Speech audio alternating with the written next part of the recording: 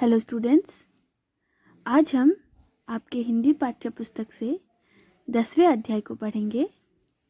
बच्चों, यह एक कविता है जिसका नाम है झांसी की रानी और इसे लिखा है सुभद्रा कुमारी चौहान जी ने। बच्चों, आज हम इस कविता का सार पढ़ेंगे जो कि इस प्रकार है। झांसी की रानी कविता में रानी लक्ष्मीबाई की वीरता का बखान किया गया है, यानी कि उसका गुणगान किया गया है। यह कविता सन 1857 के स्वतंत्रता संग्राम की परिस्थितियों की झलक देता है। अंग्रेजों के बढ़ते अत्याचार के खिलाफ और स्वतंत्रता की लड़ाई के लिए भारत के राजाओं में हलचल हुई, जिससे सिंहासन हिल गए। राजवंश अंग्रेजों पर गुस्सा हो गए क्योंकि उन लोगों ने उन सभी को अपना गुलाम बनाकर रखा था और उन पर काफी जुल्म किया था। गुलामी के जंजीर में जकड़े जर्जर बूढ़े भारत में फिर से नया जोश का संचार हुआ। सभी राजा अपनी खोई हुई आजादी का मूल्य समझने लगे थे, इसलिए उन्होंने फिरंगी यानी कि अंग्रेजों को भारत से भगाने का निश्चय कर लिया था। भारत की पुरानी तलवार सन 1857 में चमक उठी। झांसी की रानी उस युद्ध में वीर पुरुषों की भांति लड़ी। उसकी यह कहानी हमने बुंदेलखंड के हरबोलों से सुनी थी। लक्ष्मीबाई कानपुर के नाना साहब की मुंह बोली बहन थी, जिनका बचपन का नाम छबीली था। वह अपने पिता की अकेली संतान थी। उनका बचपन नाना साहब के साथ पढ़ते खेलते हुए बीता था। वह अपने उम्र की लड़कियों से बिल्कुल भिन्न थी। वह अपने उम्र की लड़कियों को सहेली नहीं बनाकर बरछी, ढाल, कृपाण को वह अपनी सहेली मानती थी। उन्हें शिवाजी जैसे वीरों की कहानियां जबानी याद थी।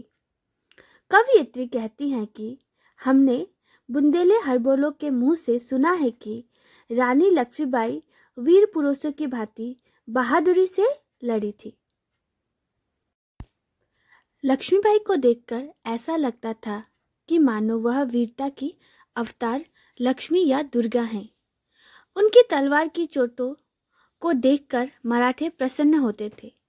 नकली युद्ध करना, चक्रव्यूह बनाना, खूब शिकार करना, शत्रु की सेना को घेरना, शत्रु के किले तोड़ना उनके प्रिय खेल थे।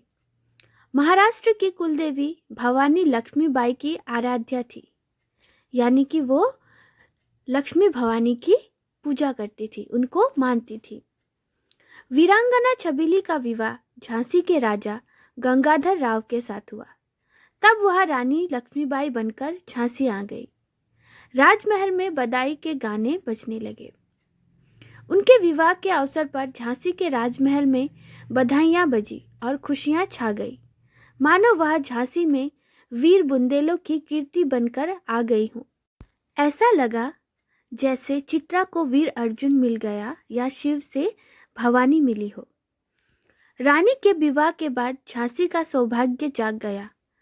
महलों में प्रसन्नता का प्रकाश हो गया, किंतु समय के साथ दुर्भाग्य के बादल भी घिर आए। दुर्भाग्य की तीर चलाने वाले हाथों का चूड़ियां पहनना अच्छा नहीं लगा और हाय, रानी लक्ष्मीबाई विधवा हो गई। भाग्य को उन पर दया नहीं आई। राजा गंगाधर राव निसंतान मर गए। रानी शोक में डूब गई। लक्ष्मीबाई विवाह के बाद जब झांसी में आई तो वहां का सौभाग्य जाग गया। महलों में उजाला छा गया, किंतु हथियार उठाने वाले हाथों को चूड़ियां पहनना अच्छा नहीं लगा। राजा की मृत्यु हो गई और रानी विधवा हो गई।